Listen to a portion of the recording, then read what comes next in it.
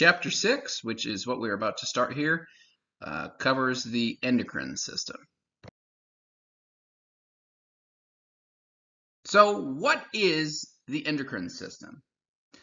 There's a simple explanation of the endocrine system, which is what most people get.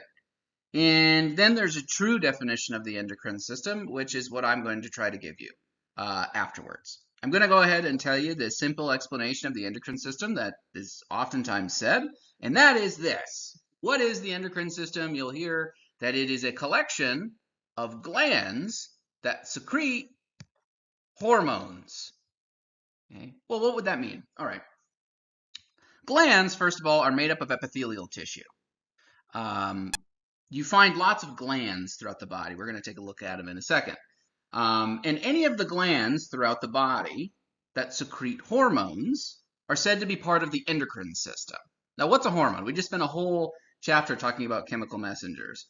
Hormones are chemical messengers that are released by a cell directly into the bloodstream. Then they travel through the bloodstream and then target another cell. The definition of that is right here. But again, you just had a whole chapter on this, so I'm not going to reiterate it too much. All right.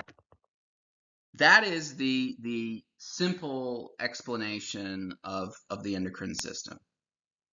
A series of glands throughout your body that secrete hormones, these chemical messengers that travel into the bloodstream, travel through the blood, and target other cells in the body.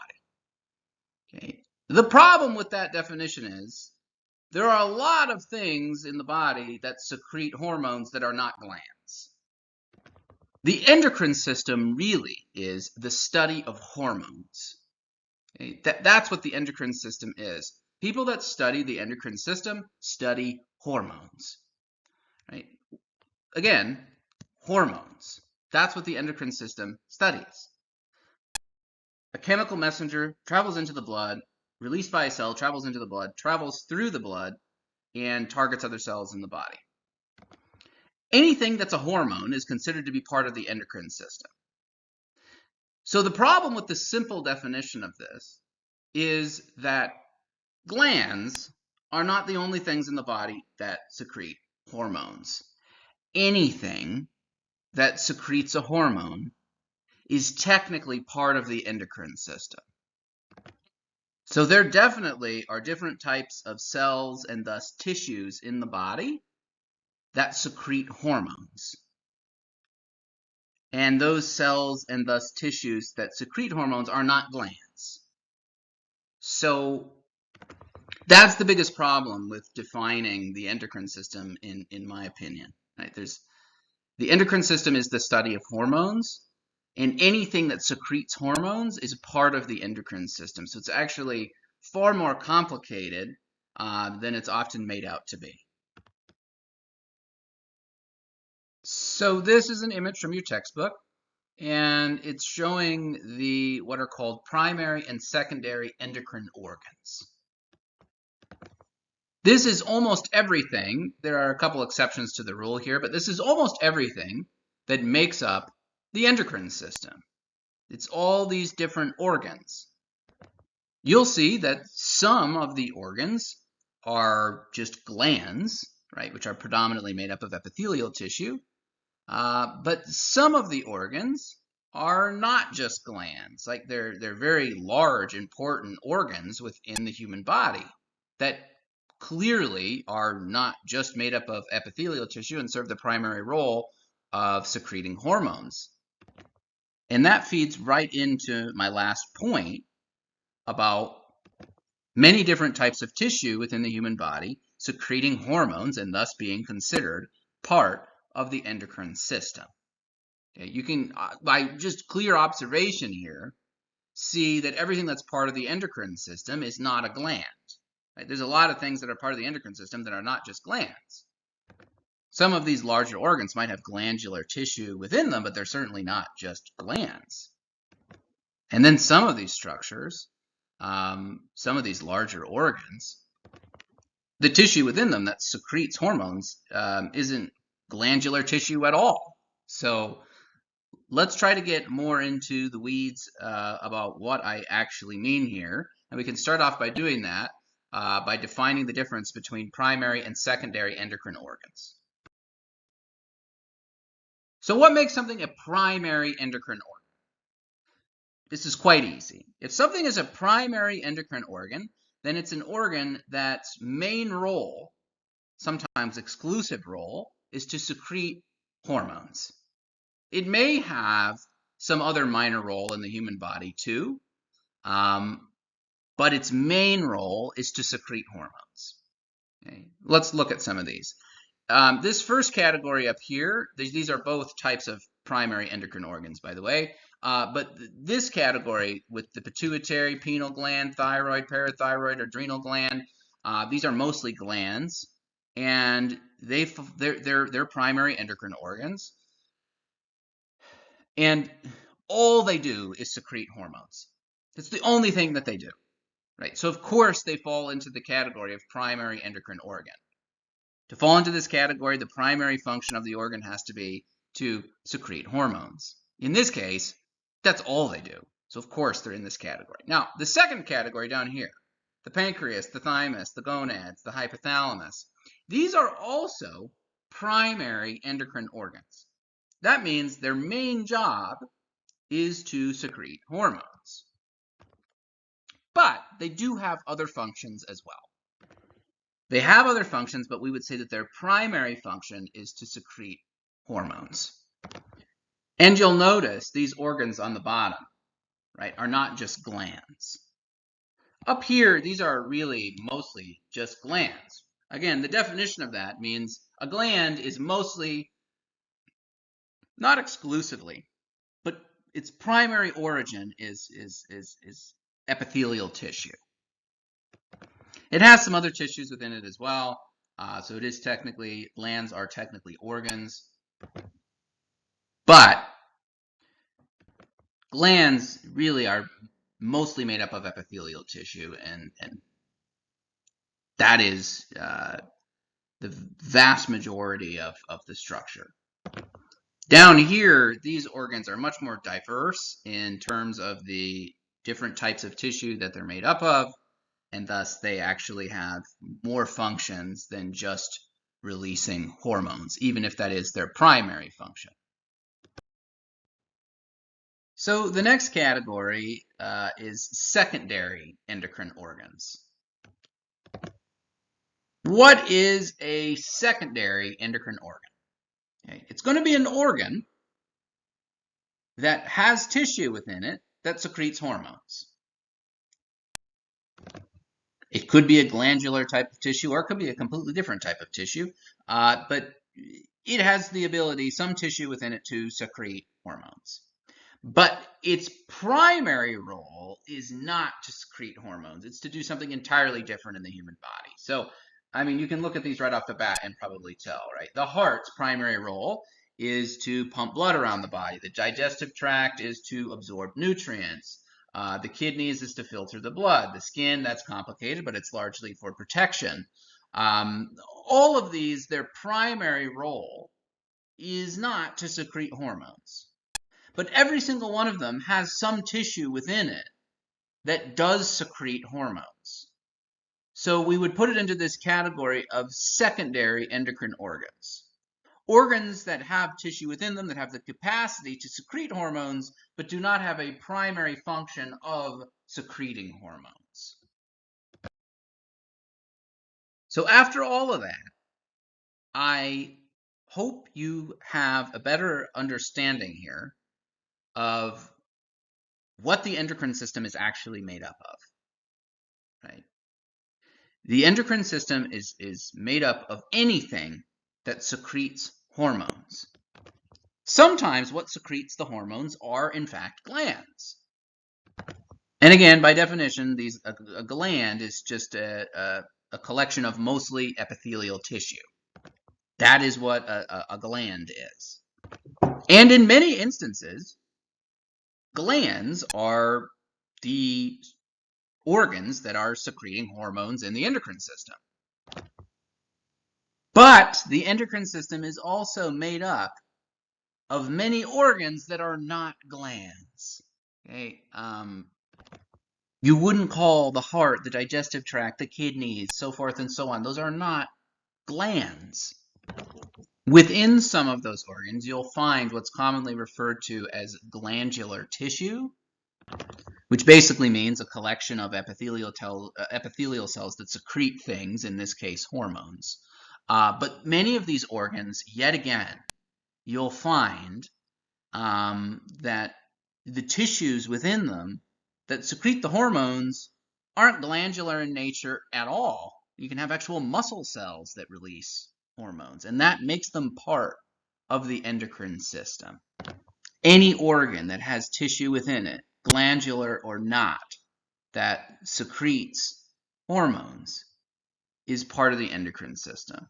And maybe you feel like you've heard me say this too many times, but for me personally, I was so confused as an undergraduate and even a graduate student in defining the endocrine system. It was just this mysterious, like it was so confusing to me.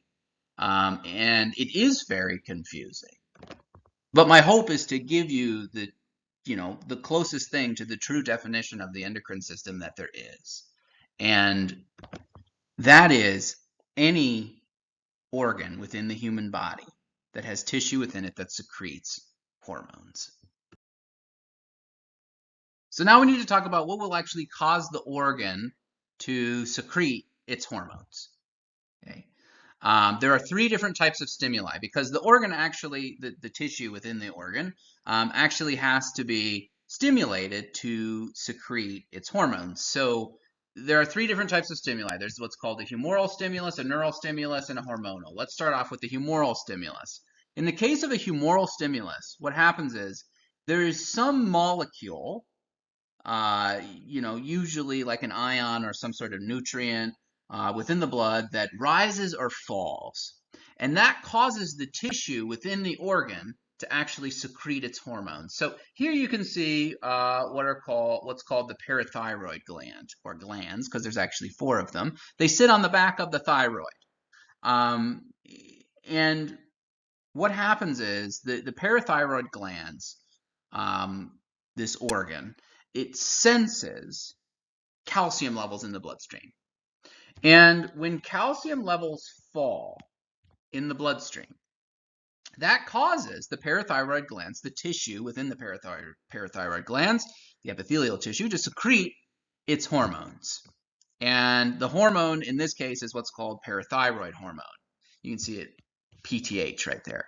And what parathyroid hormone does is it actually goes to the bones, it activates osteoclasts, and then calcium from the bones is taken into the bloodstream to cause calcium levels to rise, right? It's a negative feedback loop. Really, all these are going to be negative feedback loops.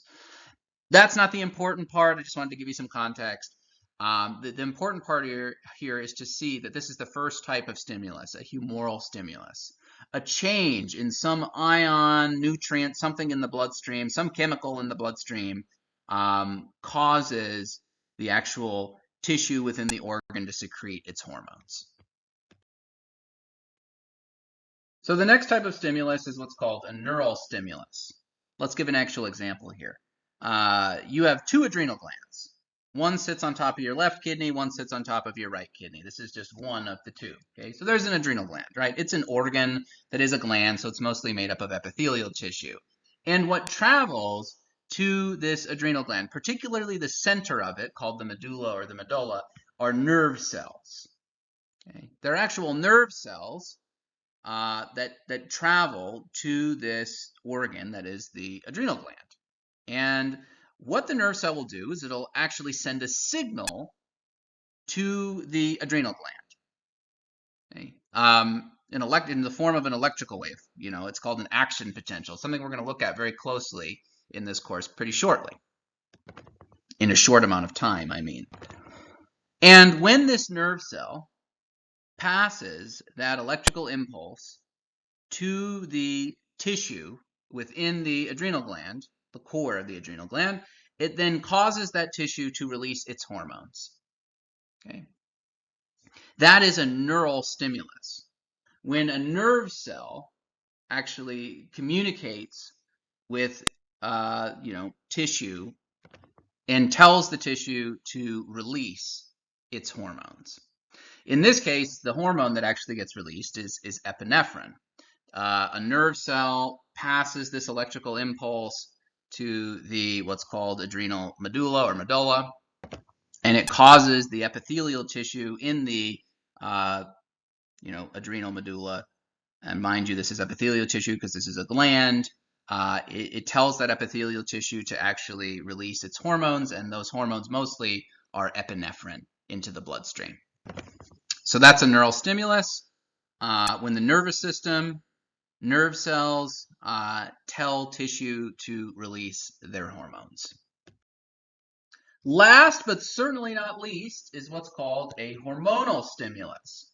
In the case of a hormonal stimulus, what happens is actual hormones in the bloodstream tell some tissue to release its hormones. Right? That sounds kind of confusing, but this is actually what happens most of the time in the endocrine system. Here you can see, let's provide an example, the anterior pituitary. The anterior pituitary is a gland. Right? It's mostly made up of epithelial tissue, and that tissue is going to release hormones. But what actually tells the epithelial tissue within this organ, that is the anterior pituitary, to release its hormones? And that is actual other hormones within the bloodstream. So here you can see hormones traveling through the bloodstream, and those hormones traveling through the bloodstream tell the epithelial tissue within the anterior pituitary to release their hormones. So an actual hormone in the bloodstream tells the tissue to release its hormones. That is a hormonal stimulus. And interestingly enough, as I've said, it's the one that you're actually going to see the most in the endocrine system. So those are the three types of stimuli, right? These are the three different types of stimuli that you see in the endocrine system. These are the three different types of stimuli that can actually cause whatever tissue in whatever or whatever type of tissue in whatever type of organ to release its hormones. Highly specific to what you're talking about. So what we have is a humoral stimulus, a neural stimulus, and a hormonal stimulus. In the case of a humoral stimulus, some change in some ion or nutrient chemical within the bloodstream actually triggers whatever type of tissue in whatever type of organ to release its hormones. We gave an example of the parathyroid gland. In a neural stimulus, the nervous system, nerve cells, neurons are actually going to tell whatever type of tissue in whatever type of organ to release its hormones. And lastly, with a hormonal stimulus, the one that you're going to see the most, an actual hormone in the bloodstream signals whatever type of tissue in whatever type of organ that you're talking about to release its hormones. So these are the three different possible types of stimuli you're going to see in the remainder of this chapter. So the first endocrine organ that we're going to look at is what's called the pituitary gland. The pituitary gland is a little gland that hangs down by a stalk called the infundibulum from the hypothalamus of the brain. And there are two parts of it. There's what's called the anterior pituitary and the posterior pituitary. Here is a little bit of an anatomy lesson for you. This is the thalamus. Underneath the thalamus is the hypothalamus, which is really all of this in here.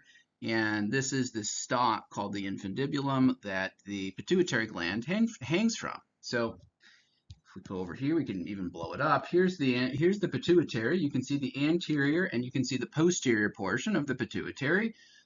Here you can see the infundibulum, the stalk that it hangs from, and up here is where the hypothalamus is located, which is a part of the brain. Okay, what we're focusing on right now is what's called the anterior pituitary. We will get to what's called the posterior pituitary a little bit later, but the posterior pituitary is actually substantially different than the anterior pituitary, so that's why we're going to focus on the anterior pituitary first. If you take a closer look at the anterior pituitary, this is one of those things I just kind of want you to save in your brain for later on. If you take a closer look at the anterior pituitary, there's this whole vascular system that goes to the anterior pituitary, and the actual vessel name is the hypothalamic portal vein. Okay, let's change the color. Hypothalamic portal vein. And you can see this hypothalamic portal vein actually goes to the anterior pituitary. And it's going to become very important. The hypothalamic portal vein is actually carrying blood that's coming from the hypothalamus. And it's carrying that blood that's coming from the hypothalamus down into the anterior pituitary. And as you're going to see, there's going to be a lot of hormones that actually come from the hypothalamus, meaning the hypothalamus is going to release these hormones into this vascular system, and those hormones are going to have a big influence over the anterior pituitary. But much more on that to come later. Let's first talk about the hormones, some of them, that the anterior pituitary actually releases. This first collection of hormones that I want to talk about that the anterior pituitary releases are what are called tropic hormones. What a tropic hormone is, it's quite simple. A tropic hormone is a hormone that causes the release of other hormones. We talked about this in the different types of stimuli, right, that can cause the release of hormones from a given tissue within a given organ. Tropic hormones are those hormones. Tropic hormones are the ones that travel through the bloodstream, and really their sole purpose, for the most part, oftentimes, is to cause the release of other hormones. And the anterior pituitary releases a lot of these tropic hormones.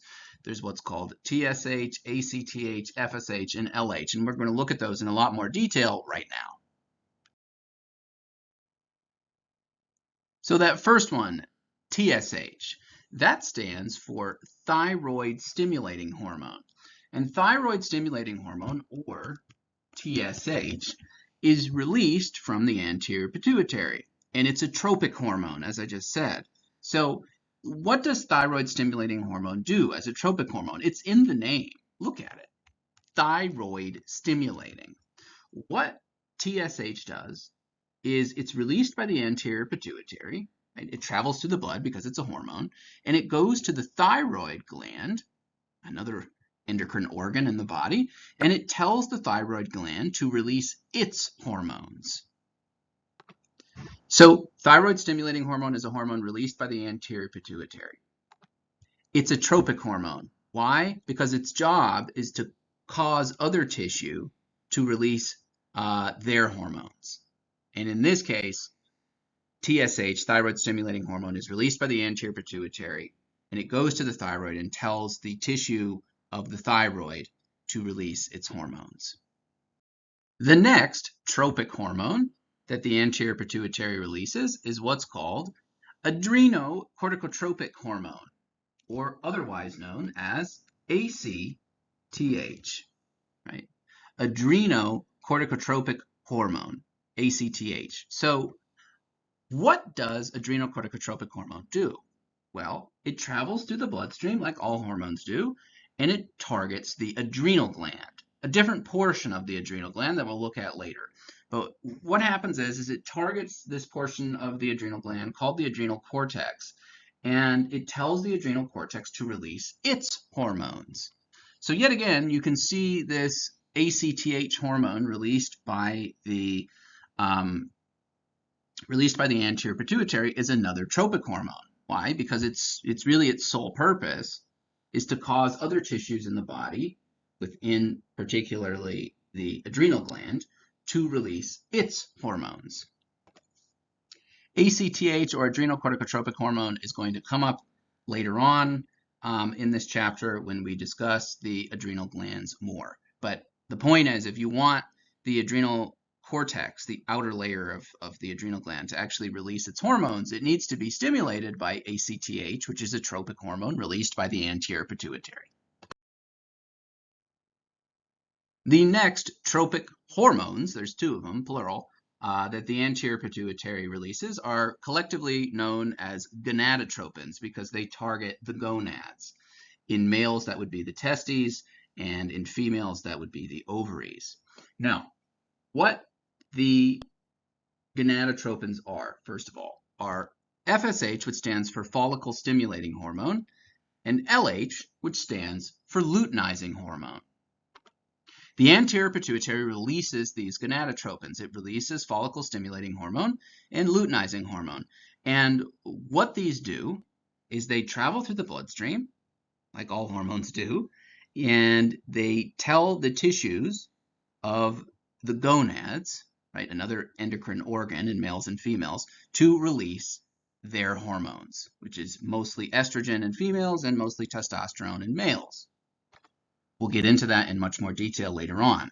But the point is to show you this is the last two tropic hormones that the anterior pituitary releases: follicle stimulating hormone and luteinizing hormone. These next two hormones that the anterior pituitary releases are not tropic hormones. These two hormones actually have direct effects on the cells that they bind to. Okay? And the two that we're about to discuss here are what are called GH, or growth hormone, and PRL, which stands for prolactin. Again, these are two more hormones that the anterior pituitary releases, but they're not tropic hormones. They don't cause the release of hormones by other tissues throughout the body. They actually have a direct effect on the cells that they bind to. So the first one that we're going to discuss is growth hormone. Growth hormone gets its name because it promotes growth of the different tissues throughout the body. It can promote growth of bone, it can promote growth of muscle, you name it. Growth hormone can provide or promote growth within those tissues. It can cause the tissues to become larger. It can cause those tissues to go through hyperplasia, meaning they increase the number of cells that there are. Many different things, okay? But regardless, growth hormone almost always is going to, it does other things as well, but largely it promotes growth of different tissues throughout the body. Now, it can do that two different ways. It can do it directly, meaning that it directly binds to the cells, promotes or the cells within the tissue, and thus promotes growth that way. Or it can do it indirectly. And the way that it does it indirectly is that growth hormone will actually cause release of what's called IGF-1, insulin-like growth factor 1, from the liver. And then IGF-1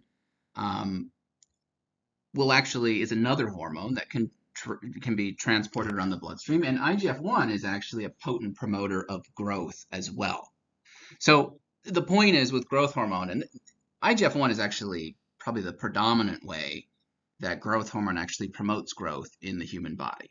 It can do it directly in certain tissues, but much of the time the way that growth hormone actually promotes growth is by actually causing the release of IGF-1 from the liver, which then IGF-1 finishes the process by promoting growth. So there are both direct ways and indirect ways that growth hormone can promote growth throughout the tissues of the body.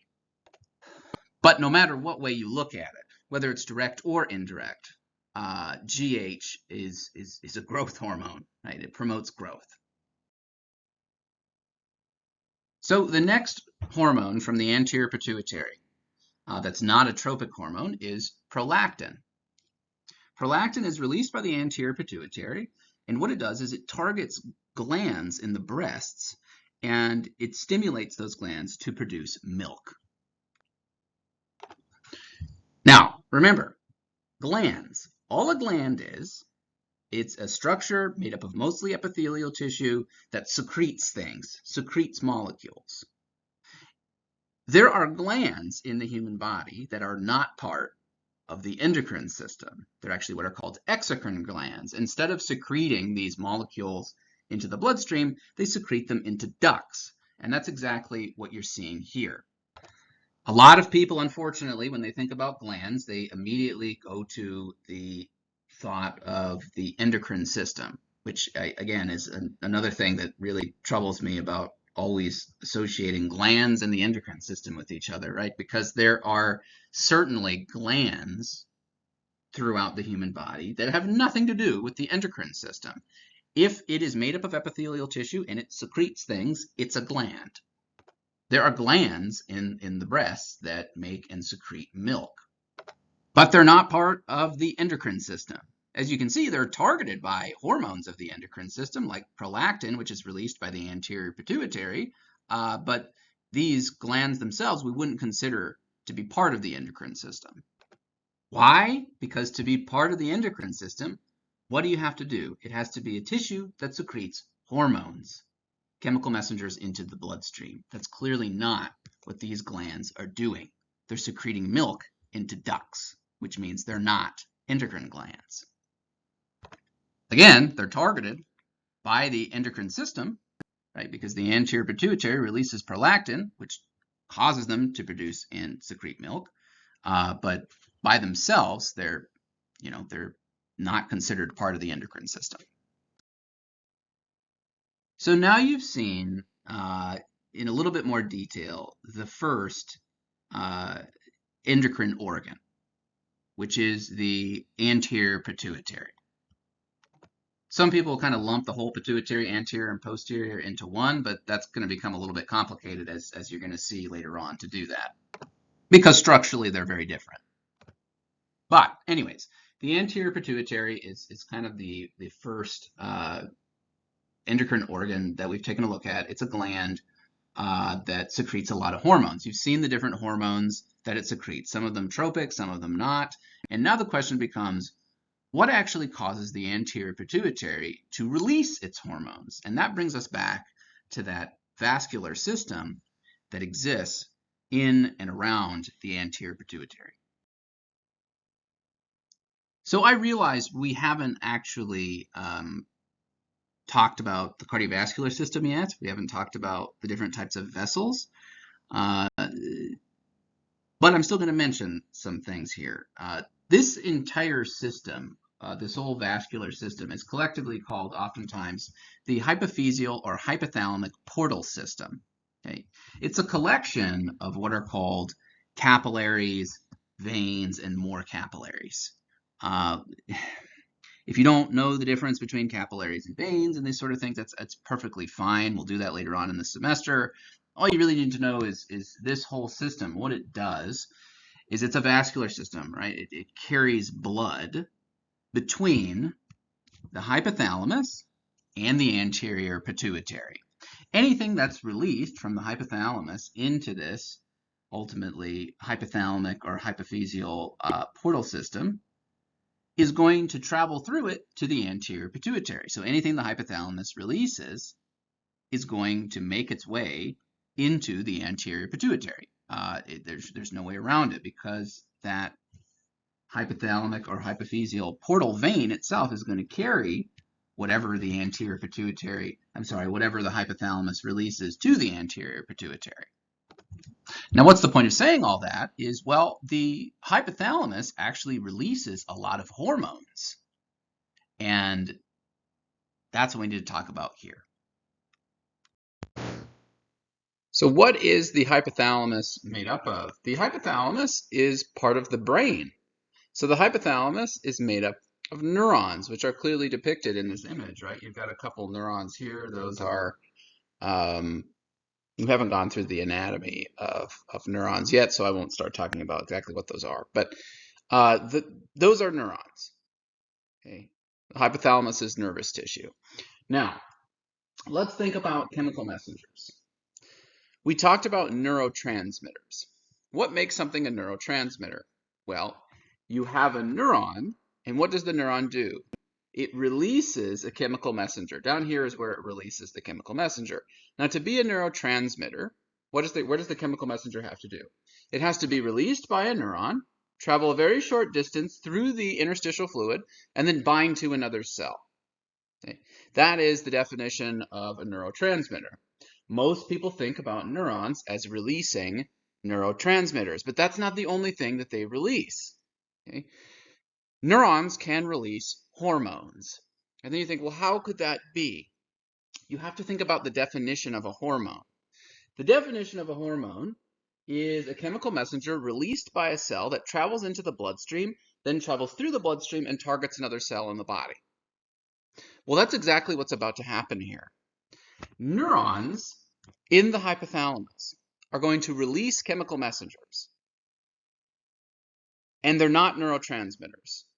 The chemical messengers released by these neurons in the hypothalamus are not neurotransmitters. Why? Because they don't travel a short distance through the interstitial fluid and bind to another cell. The chemical messenger released by these neurons travels into the bloodstream. It travels into this hypothalamic or hypophyseal portal system. So these chemical messengers released by these neurons in the hypothalamus are called hormones. These neurons in the hypothalamus release hormones. You have to think about the definition of a hormone to understand why these neurons in the hypothalamus are actually releasing what are called hormones. Because a hormone, I don't think I need to define it again, but clearly these chemical messengers being released by these neurons in the hypothalamus are hormones.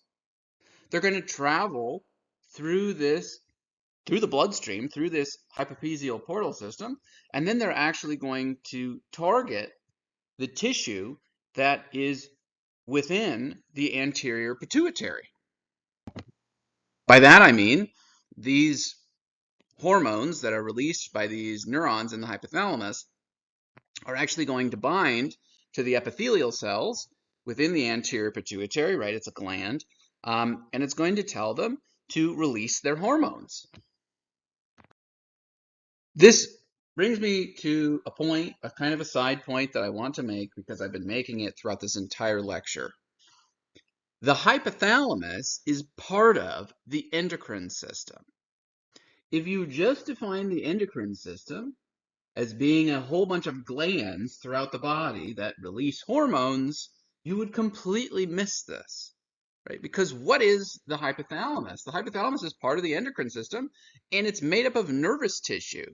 It's not a gland. There's not epithelial tissue that's releasing hormones in here. The hypothalamus is made up of neurons, and the neurons are releasing the hormones. So I'm just trying to make the point one more time. Anything that releases hormones is part of the endocrine system. And it's not always, by any stretch of the imagination, always epithelial tissue within glands that are releasing hormones. There's lots of other cell types, tissue types, that release hormones. Okay? And they're part of the endocrine system because that's what endocrinology is. It's the study of hormones. So thus, anything that releases hormones is part of the endocrine system. All right, so back to what I was actually talking about. The neurons within the hypothalamus clearly release hormones, right? And those hormones travel through that hypothalamic or hypophyseal portal system, meaning they travel through the bloodstream and then they target the tissue of the anterior pituitary, the epithelial tissue. So what type of hormones does the hypothalamus release? It releases what are called releasing hormones and inhibiting hormones. What that means is just simply this: those hormones that the hypothalamus, those hypothalamic neurons release, are going to travel through the bloodstream, and they're either going to tell the tissue of the anterior pituitary to either release its hormones or not release its hormones. Okay, so if the hypothalamus releases releasing hormones, you can imagine that's going to cause the anterior pituitary to release its hormones. If the hypothalamus releases inhibiting hormones, we're going to look at this in detail in a moment, but if the hypothalamus releases inhibiting hormones, you can imagine this is going to cause the anterior pituitary to not release its hormones. These are the two broader categories of hormones that the hypothalamus releases. And this finally brings us to the broader point of how the vast majority of the endocrine system is regulated.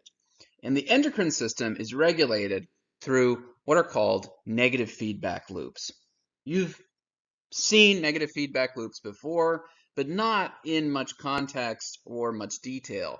And we are certainly going to give that to you here because most of the endocrine system is going to be regulated through these negative feedback loops. And I'm going to use testosterone and estrogen as a means to show you how these negative feedback loops work. And that includes a discussion of really everything that we've discussed so far. So it's going to include the discussion of tropic hormones. It's going to include the discussion of the hypothalamus, the anterior pituitary, the gonads, all of it. So hopefully this brings kind of a nice picture together, which includes everything, a lot of the things that we've been discussing so far, not everything, but a lot of the things that we've been discussing, as well as hopefully does a nice job of introducing you to this concept of negative feedback loops, which is, like I've said, what really the whole endocrine system uses. So here is a relatively simple schematic, or at least it looks that way, and it enables us to talk about negative feedback loops as they relate to the endocrine system. So this would be the anterior pituitary. Two of the tropic hormones that you know the anterior pituitary releases are LH and FSH, those two gonadotropins. Now, when the anterior pituitary releases LH and FSH, I only mention this briefly. What FSH and LH do is they travel through the bloodstream, and they're tropic hormones, so they don't actually have a direct effect on tissues throughout the body. They just cause the release of more hormones. And specifically, FSH and LH in males go to the testes and cause the release of testosterone. In females, go to the ovaries and cause the release of estrogen and progesterone. So I briefly went through that in the past at the beginning of the lecture. But what we haven't talked about so far is what actually causes the anterior pituitary to release LH and FSH. And of course, that brings us to the hypothalamus. Okay? You know that the hypothalamus can release what are called releasing hormones. And those releasing hormones will travel from the hypothalamus through that hypothalamic portal system to the anterior pituitary and cause the anterior pituitary to release its hormones. So specifically, if we're talking about gonadotropins, LH and FSH, what is the releasing hormone that the hypothalamus can release in order to cause the anterior pituitary to release these gonadotropins, these tropic hormones, LH and FSH? And the answer is some of the neurons within the hypothalamus make what's called GnRH. That stands for gonadotropin releasing hormone. Okay? So it's a releasing hormone. And what can happen is these neurons in the hypothalamus can release GnRH, gonadotropin releasing hormone, into that hypothalamic portal system. And GnRH, or gonadotropin releasing hormone, travels through that hypothalamic portal system, and it goes to the anterior pituitary, and it tells the epithelial cells in the anterior pituitary, right? They're epithelial cells because it's a gland. It tells the epithelial cells within the anterior pituitary that make the gonadotropins, LH and FSH, to release them. So the epithelial cells of the anterior pituitary that make LH and FSH, these gonadotropins, will release those gonadotropins when GnRH binds to them. That is what will actually cause the anterior pituitary to release luteinizing hormone and follicle stimulating hormone, LH and FSH. You need the hypothalamus to first release GnRH, and then GnRH will travel to the anterior pituitary and tell the anterior pituitary, the cells of the anterior pituitary that make FSH and LH, to release FSH and LH. And then you know what happens from there, right? FSH and LH in females will cause the release mostly of estrogen and progesterone from the ovaries, and FSH and LH in males will travel to the testes and tell the testes to release testosterone. And now what has risen within the bloodstream? Testosterone in males and estrogen and progesterone in females. And by the way, this is partly simplified because there are testosterone levels, be it much smaller, in females, and there are estrogen levels, be it much smaller, in males as well. Females need some degree of testosterone in their bloodstream, and males need some degree of estrogen within their bloodstream to live a healthy life. So there's more to this. This is, of course, this is a mild oversimplification. But yet again, this is not an endocrinology course, so we only have so much time. The main sex hormone that we think of in males is testosterone, and the main sex hormone that we think of in females is estrogen. So to simplify, what do we say? FSH and LH in males is going to cause the release of testosterone, and FSH and LH in females is going to cause the release of estrogen. And these two things are then going to build in the bloodstream. And now we run into a bit of a problem, because the problem is, well, does testosterone just keep building and building and building in males? And does estrogen just keep building and building and building in females? Of course it can't. Like, we need to regulate the amount of testosterone and the amount of estrogen in the bloodstream. And if you were to look at the amount of testosterone and the amount of estrogen in the bloodstream of a typical male and a typical female, you would see that they're in a pretty set range. There definitely can be some fluctuations, but generally speaking, there is a pretty standard range of testosterone in males and a pretty standard range of estrogen in females. And how does that not spiral out of control in this loop? Like, why doesn't testosterone just keep going up and up and up and up? And why doesn't estrogen just keep going up and up and up? And the answer to that is negative feedback loops. So what will happen here is, testosterone and estrogen elevate inside of the bloodstream. Okay? They go up. And as testosterone and estrogen elevate in the bloodstream, there's clearly a blood supply to the brain. Okay? And when testosterone and estrogen are elevated within the bloodstream, that actually signals for the hypothalamic neurons to stop releasing GnRH. Testosterone and estrogen being elevated inside of the bloodstream actually has a negative effect on those hypothalamic neurons. It knocks them out and prevents them from being able to release GnRH, gonadotropin releasing hormone, into that hypothalamic or hypophyseal portal system. And if a rise in testosterone and estrogen knocks out the hypothalamus's ability to release GnRH, then what will happen at the level of the anterior pituitary? Well, there won't be much GnRH in the bloodstream, because testosterone and estrogen being elevated inside of the bloodstream knocks out the ability of the hypothalamus from being able to release GnRH. So if there's not much GnRH in the bloodstream, then how is the anterior pituitary going to release its gonadotropins, GnRH and FSH? The answer is it won't. Right? We can put an X through that as well.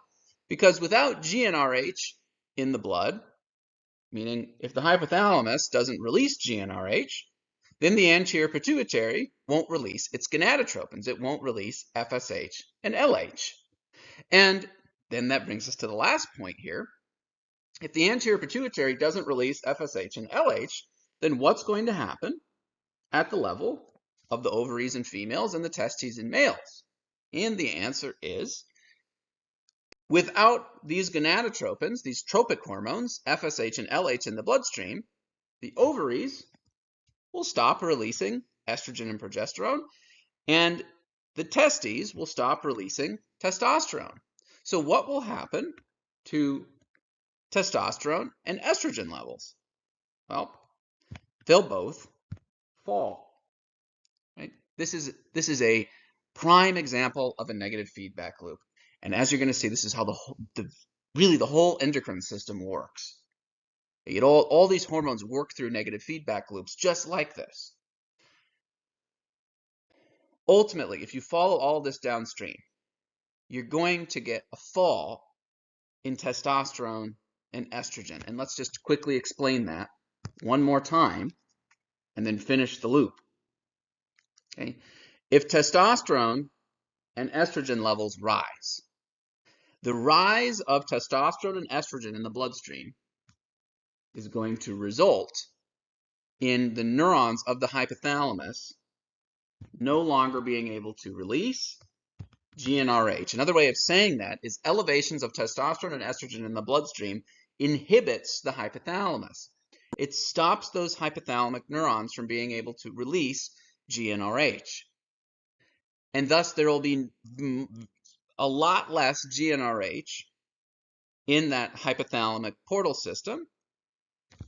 And with a reduction in GnRH in the hypothalamic portal system, there won't be really anything to signal the anterior pituitary to release LH and FSH, right? So LH and FSH levels will fall due to a lack of GnRH being released from the hypothalamus, telling the anterior pituitary to release FSH and LH. And with a reduction in LH and FSH in the bloodstream, there will be nothing to tell the ovaries to release estrogen and the testes to release testosterone. So because of this whole negative feedback loop, we're going to get a fall in testosterone and a fall in estrogen. We call it a negative feedback loop because a rise in testosterone and estrogen negatively impacts the pathway, right? A rise in testosterone and estrogen will actually result in a fall in testosterone and estrogen. I said, kind of in the first chapter with negative feedback loops, anytime there's a deviation from the baseline, and in that case, that means a rise in testosterone or estrogen, right? That's a deviation from the baseline. You will get a return to the baseline. And what's actually driving that return to the baseline is testosterone and estrogen itself, right? It's negatively influencing the pathway by ultimately knocking out its own production. And that then allows for a return to the baseline, right? Because if testosterone and estrogen are elevated, then you need to reduce the amount of testosterone and estrogen in the bloodstream to return to the baseline. We've had a deviation from the baseline. Now we need to return to the baseline. And testosterone and estrogen itself is what allows for that. It inhibits its own pathway of production. That's what you're going to see again and again and again in the endocrine system. Now let's finish this. So in theory, if this were to continue on and on and on and on and on, what would we get? We would get really low testosterone and estrogen levels. Right? That would be a deviation from the baseline. Right? Because if testosterone levels and estrogen levels get too low, that's deviating from the baseline as well, just in the opposite direction. So in negative feedback loops, anytime that there's a deviation from the baseline, in this case it's the opposite direction, it's getting too low, the negative feedback loop will allow for a return to the baseline. So what do we need to do this time? We need to increase testosterone and estrogen within the bloodstream. And the fact that testosterone and estrogen are falling in the bloodstream is actually going to signal for them to be, or for the production of them to increase. So how? Well, if testosterone and estrogen are diminished in the bloodstream, the first thing you have to think about is what's going to happen at the level of the hypothalamus. If there's very little testosterone and estrogen within the bloodstream, then there's not going to be much inhibiting the hypothalamus, right? Because what did testosterone and estrogen do? It inhibited the hypothalamus from releasing GnRH. Well, if there's not much testosterone and estrogen in the bloodstream, then there's not going to be much inhibition of the hypothalamus. And what the hypothalamus will start doing again is releasing GnRH. By reducing testosterone and estrogen in the blood, you removed the inhibition of the hypothalamus. So the hypothalamus starts producing GnRH again. And that gets released into the hypothalamic portal system, travels to the anterior pituitary. And if there's GnRH, gonadotropin releasing hormone, in the bloodstream again, that is going to tell the anterior pituitary, the epithelial cells of the anterior pituitary, to start releasing LH and FSH, these gonadotropins, these tropic hormones again. So LH and FSH will elevate in the bloodstream, and that will do what? It'll tell the ovaries to start producing estrogen again, and it'll tell the testes to start producing testosterone again. And what'll happen? Testosterone and estrogen levels will rise in the bloodstream. And you'll do what? You'll return to baseline. So again, it's a negative feedback loop. You had a deviation from the baseline, right? Testosterone and estrogen levels were falling, right? They were moving away from the baseline in the opposite direction as last time. But that's still a deviation from the baseline, and now you need to return to the baseline.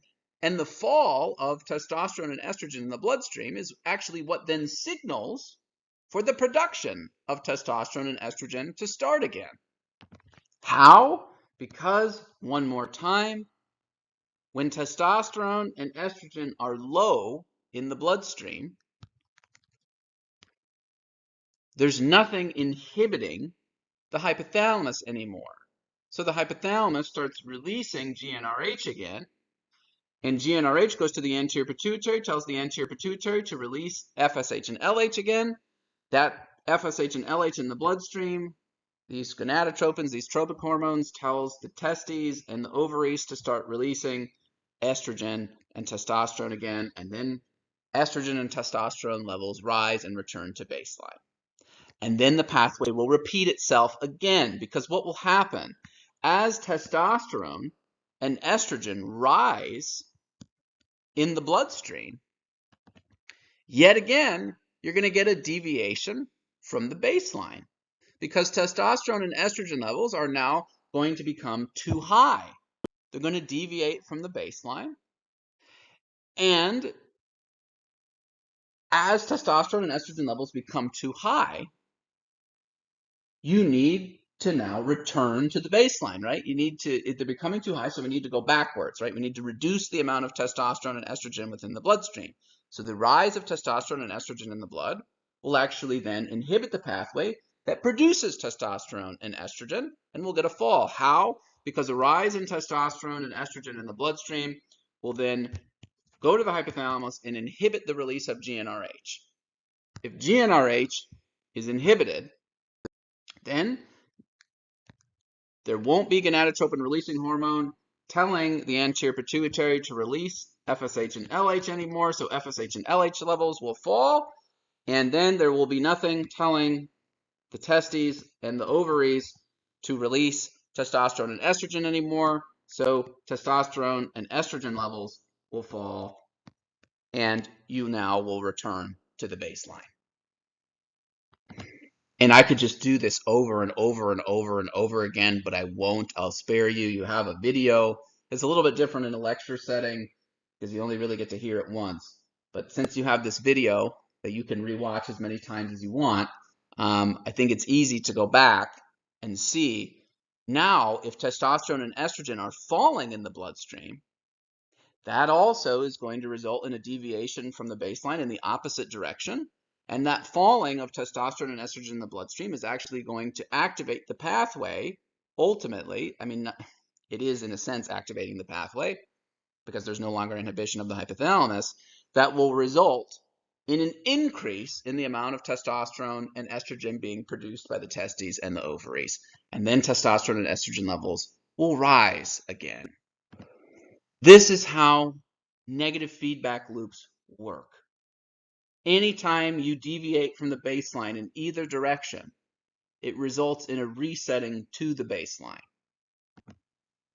That particular molecule or whatever it is, blood pressure, whatever, a rise in it actually results in a fall of it. A fall of it too low results in a rise of it. All the pathways are a little bit different. They're very, very similar in the endocrine system, but all the pathways throughout the body are a little bit different, but ultimately they all result in the same thing. Too much of a rise, you get a fall. Too much of a fall, you get a rise. Always you return to the baseline.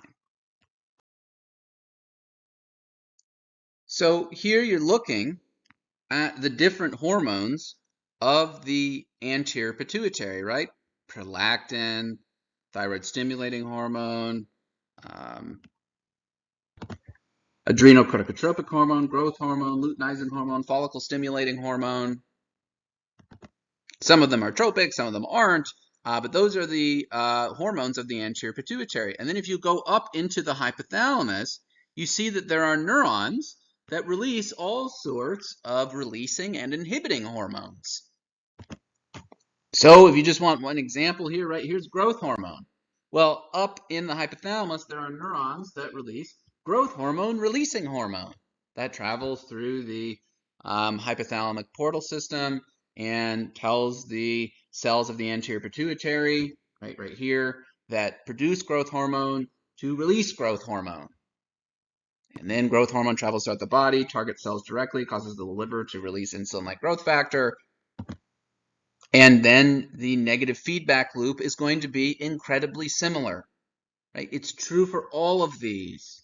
All these hormones of the anterior pituitary up in the hypothalamus have some sort of releasing hormone that the hypothalamus releases that causes the anterior pituitary to release this hormone. And then a rise in that particular hormone, a deviation from the baseline, causes inhibition of the release of that hormone, and the amount of hormone of that hormone in the bloodstream falls. You see this same pathway again and again and again and again and again throughout the endocrine system. And maybe the pathway might be slightly different, in the regulation of different functions throughout the body, but really our whole body works through these negative feedback loops. They might not be exactly like the endocrine negative feedback loops, but they're not that much different either.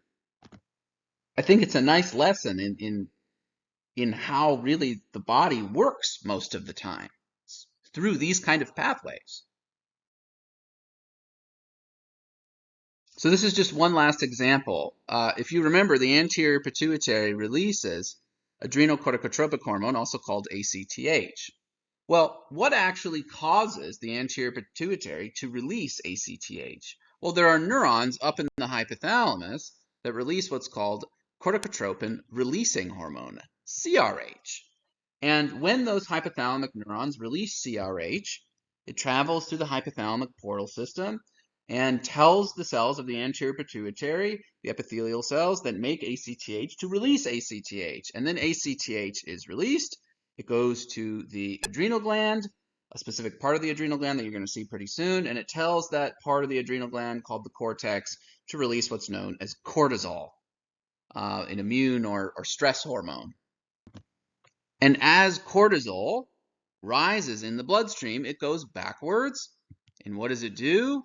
It inhibits the release of CRH, corticotropin releasing hormone, from the neurons in the hypothalamus. And that reduction in CRH results in a reduction of ACTH, which results in a reduction of cortisol, and then cortisol falls, and if it falls too low, then the opposite happens. Right? The inhibition will be removed, and the pathway will get started again. And cortisol will rise. Any deviation from the baseline in whatever direction will result in a return. This is how the endocrine system works. right? Mostly through these negative feedback loops. And when it comes to the anterior pituitary, there's really no exception to this rule, right? This is how it always works. Sometimes inhibiting hormones are involved rather than inhibiting the release of a releasing hormone. You might activate an inhibiting hormone or something like that. But the pathway is always very, very similar. A rise in the hormone will result in a reduction in the hormone. A reduction in the hormone will result in a rise in the hormone. And it always comes through the interplay of the hypothalamus and anterior pituitary, either being activated or inhibited.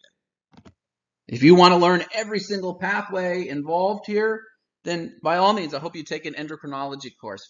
Phenomenally interesting material. But unfortunately, in this class, the endocrine system is only one chapter out of many. So we only have so much time, and that requires us now to move on. Starting in the next lecture, we are going to look at what's called the posterior pituitary. We've looked at the anterior pituitary pretty much in its entirety, but the posterior pituitary is very different. Oftentimes, as you're going to see, the whole pituitary is called the pituitary gland. But the posterior pituitary isn't really glandular tissue at all. So that when you really get into endocrinology and studying it in detail, that really complicates things. It's probably not fair to call the entire pituitary a gland. And that's what we're going to start getting into in the next lecture.